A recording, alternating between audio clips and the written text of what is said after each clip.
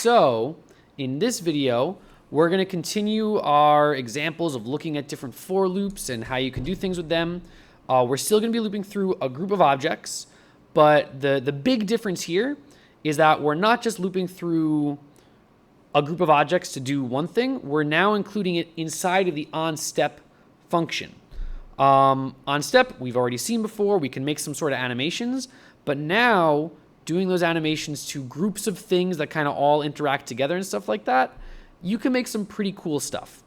So we're going to look through the program. I already have it written out for us over here. We've got a little angry Garlic Jr. kind of sitting out over here.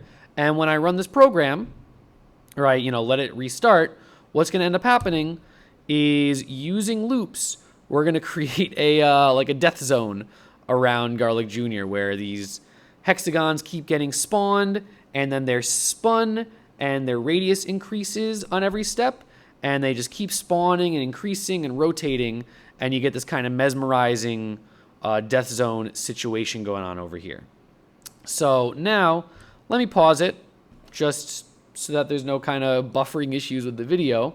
And let's take a look at how we made that happen using for loops and onStep. So,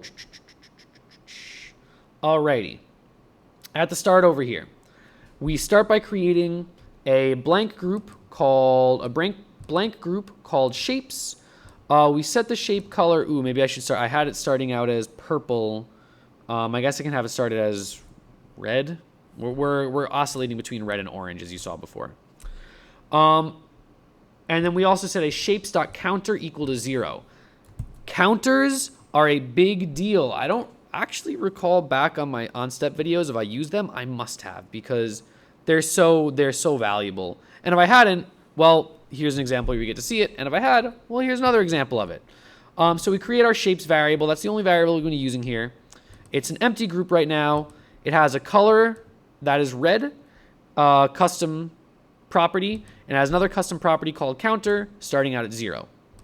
Over here, this wasn't originally supposed to be a Dragon Ball Z reference, but like once I saw what I had created, I changed the colors to be red and orange, tossed a little Garlic Jr. in there. That's what these lines do over here is they just make our little angry teal character. Is he a Namekian? I don't even know. I think he might be. I don't know. So that's all that does over there, just for a little extra flavor. Now, the rest of the program is all on the onStep function. So we start in onStep by incrementing our counter. So it started at 0. We're going to do +1 to it. Next, what we do is we're going to check, all right, if the shapes counter is greater than 20, we're going to do some stuff.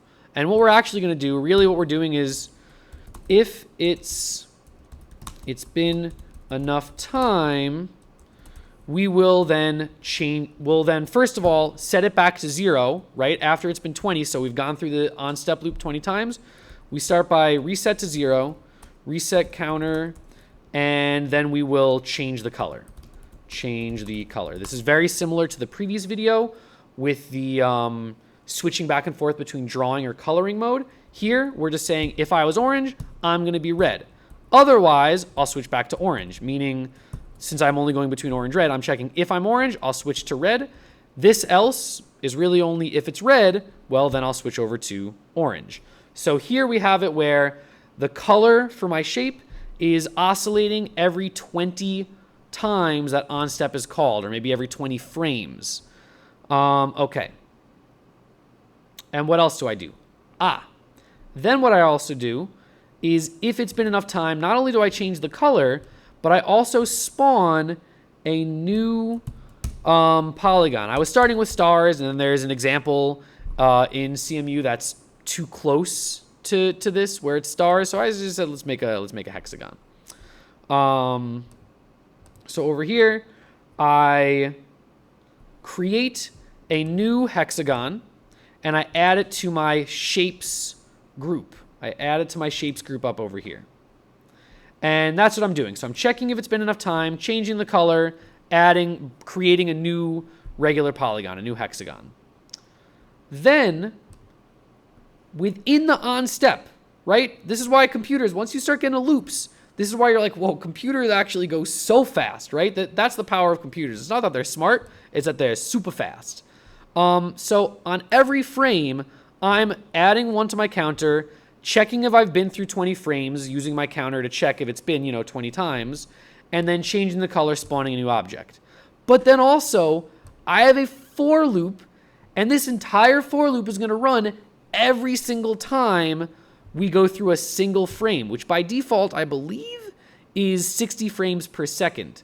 I think, don't quote me on that. I don't know what their default frame rate is.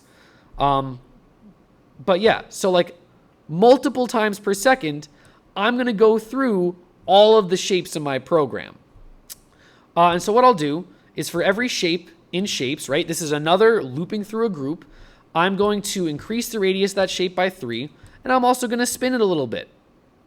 And just kind of a last thing over here, just to make it so that my program doesn't kind of crash my computer, I just said, all right, you know what? Once the radius is big enough, I'm going to remove it from the shape group.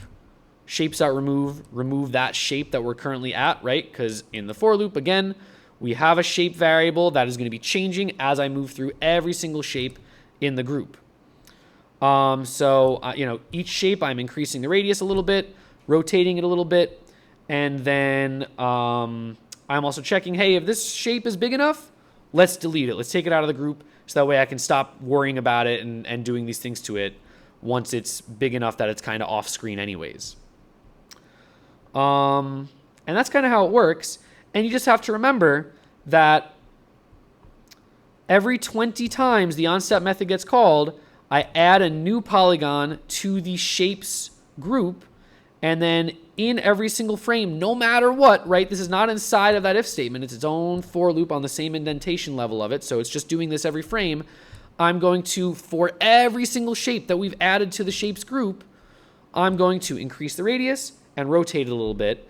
And that creates, using for loops, this really cool onStep, using for loops in onStep, this really cool animation where I've got Garlic Jr. in his death zone being all angry and stuff. Maybe this is afterwards. Does he get stuck in there forever? Isn't that kind of his fate? I don't remember. I haven't watched that movie in since I was a child, right? Maybe pre-double digits. But anyways, that's even more for loops through groupings, and now inside of an onStep, we got one more on the 7.3.3 topic. It's a very, very cool topic, right? So there's so much you can do with it. So we got one more coming. Hope you enjoyed that one, and I'll see you next time.